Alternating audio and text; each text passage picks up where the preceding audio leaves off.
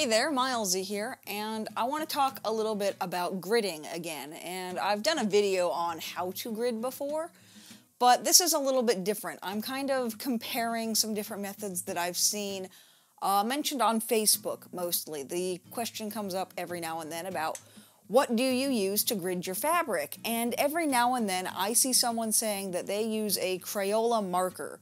And this part of my mind, who has been around children for a good part of my life, just kind of screams, no, that's a terrible idea. Please don't use Crayola markers on your stitching. That's horrible. That stuff stains so badly. But I've started to see more and more people saying that they use it, so I decided to kind of try to test this out a little bit. So I went out and I bought a whole bunch of Crayola markers to test this, and it turns out that there are varying degrees of washability, which I didn't think was a thing, but apparently it is. So I bought a bunch of those, and I just wanted to test them out against some more traditional gridding implements. And first I have just kind of as a control, your basic blue water-soluble pen that you can get from any craft store ever.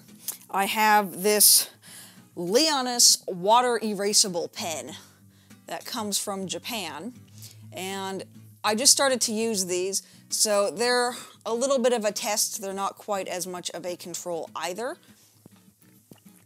And then we get into the Crayola, and first I have just your basic Crayola blue. And I'm trying to use shades that are as close as possible to everything else. So we have just your basic Crayola marker in blue. And then I found these little Crayola washable pipsqueaks, which I thought if these work, these will be great to keep around in my craft box, because they're nice and small. They're the same size as that other little one that I got from Japan. But it turns out that washable doesn't necessarily mean washable. And so I had to go out and find some more, because they have Crayola Ultra Clean Washable, which I guess is more washable than a washable marker. So we have a lot of Crayola to look at. And then as a final control, we have a blue Sharpie, because everybody knows that Sharpie doesn't come out of anything ever, no matter what you do. So this was kind of as a control to see the other end of the spectrum, where we expect the typical embroidery pen to come right out. We know that Sharpie's not going to come out, so that gives us both ends of the spectrum there. So what I did was I took a piece of Aida and I cut it up into strips, and I just made little marks all across the strip of Aida. We have the standard water erasable pen, the Leonis, your standard Crayola, Crayola washable, Crayola Ultra Clean, and the Sharpie. And I actually had to do this twice, because the lines that I drew on there to make it very easy to see what was going on wound up running and staining the whole thing, because I used purple and that was stupid. So the test strips that I have aren't as neat and clean looking, but they did do the same thing that I needed them to do. But there we go, that's what that looks like. So you can see the different shades of blue, and pretty much just see how everything looks on the Aida. So there we go, that's our control strip, so that's what everything looks like on the fabric. And the first thing that I did was I washed it just in cold water with no soap at all. And you can see here that the two water erasable markers, the just basic one and the one from Japan, both came straight out. Oops. The Crayola one really didn't want to. Both of the washable ones seem like they did, but when you turn it over, they've actually stained the back quite badly, and you can see a little bit of the regular washable one in the front, although I'm not sure how well the camera picks that up. And then we have the Sharpie on the end, which didn't do anything at all, which that's pretty expected. It's a Sharpie.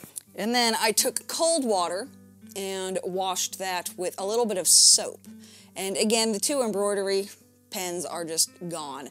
And you can see the three Crayola ones pretty much the same as you could before. What I found through this entire thing was that soap made no difference whatsoever.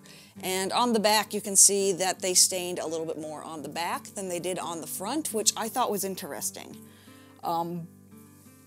Yeah, you can see it a little bit more on the back, but it does look like the washable ones, if you had stitched over that full coverage, you wouldn't be able to see that. So if you're stitching full coverage, both of the washable ones are good.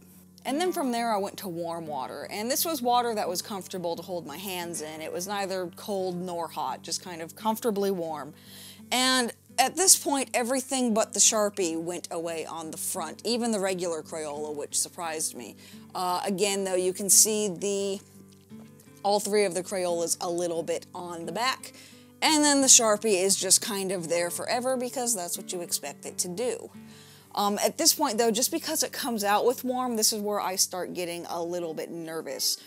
Just because warm water and the pigments and dyes in your floss might result in some bleed, because you can even see here a little bit that at this point the Sharpie really does start to bleed, and you can see that on the purple especially, that even just with the warm water on there, it didn't want to stay on the fabric as well as you might have expected. And then again, I took the same thing in with the warm water with some soap, and the soap just doesn't make any difference at all either way. Either the Crayola will come out or it won't. And again, you can see that it's stained the back a little bit more than the front.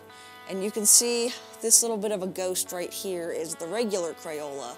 But both of the washable ones are almost completely gone, which surprised me. I honestly didn't expect that for some reason, and I don't know why, but the warm water with the soap took out pretty much everything the same way the warm water did. And then we got into the hot water, and at this point, pretty much everything went away. There's just the tiniest ghost of the regular Crayola. You can see it a little bit back on the front. And even the Sharpie was kind of trying to give up there.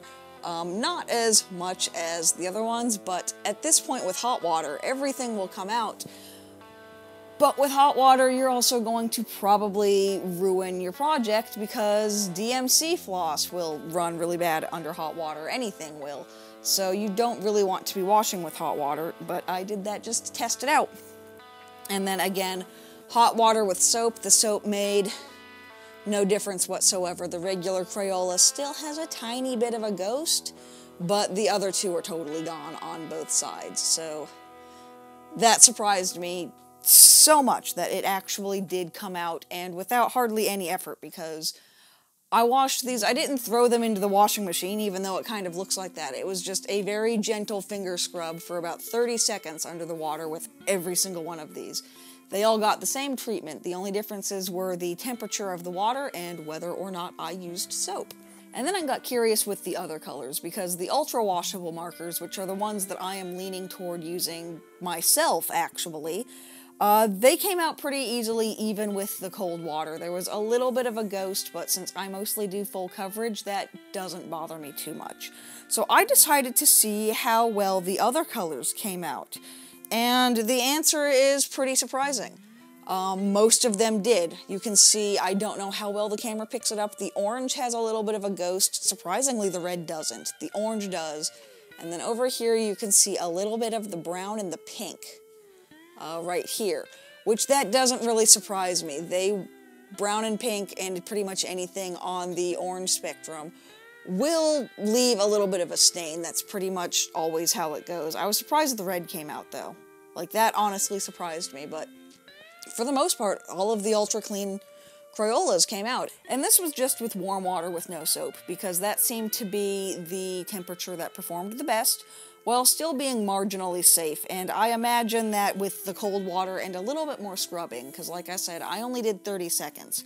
So I imagine with a couple of good minutes of scrubbing with the cold water, you can get the colors out completely with the ultra clean ones. I didn't test the regular washable ones or the regular Crayola ones, just because I don't so much trust the regular washable ones. And the regular Crayola is, I wouldn't recommend that at all. But if you're looking for a good, cheap solution for washable markers that will come out of your stitching, and you want different colors, then the Crayola Ultra Clean ones do seem to be a pretty good bet, because all of the colors came right out. There's only a little bit of a ghost there, but if you're doing full coverage, you'll never notice that. So there we go. This was just kind of an interesting little thing that I wanted to take a look at, because I've seen so many people talking about it, saying that they use these markers, which, like I said, really struck me as very odd, but it turns out they are a good, cheap, viable solution, because You can get Crayola washable markers pretty much anywhere you can get markers. You don't have to get them from craft stores. You can get them at Safeway or Walmart or any supermarket that you go to generally. And I have added these to my Amazon store, which I have linked below, just so that you can find them more easily and know exactly which markers that I have been using. But there we go. I found this kind of interesting, and I hope you guys do too, but I think I'm definitely going to start using these Crayola markers a little bit more, just because they're cheap and I can find them anywhere, and they come in so many different colors, which as a practical use for that, if you're doing a piece that crosses multiple pages, you can grid each page with a different color, and then you'll have a better time knowing which pages go to which section, and you won't accidentally stitch onto the wrong piece. But thank you guys so much for liking, commenting, subscribing, all that fun stuff. Make sure you check me out on social media and check out the links down below, especially that Amazon link. That's something that I've recently been invited to participate in. And it's just a collection of embroidery tools, a lot of which I personally use. So it's a lot of really good stuff. There are a few other odds and ends that just came highly recommended that I've stuck in there as well. But anything that I use on my personal day-to-day stitching or that shows up in these videos that I have liked, you're not going to find my craft stand on there because it's garbage. Those all wind up down in that Amazon store, so go ahead and check that out and see what kind of things that I use. But that's all for today. Thank you guys so much for watching, and I will see you next time. Bye! Thank you for watching. If you would like to support future videos and get some neat stuff in return, please head over to my Patreon page. Your support means a lot to me and goes a long way. If you're not in a position to donate, consider sharing this video with your friends to help this channel grow. Otherwise, please enjoy this goat.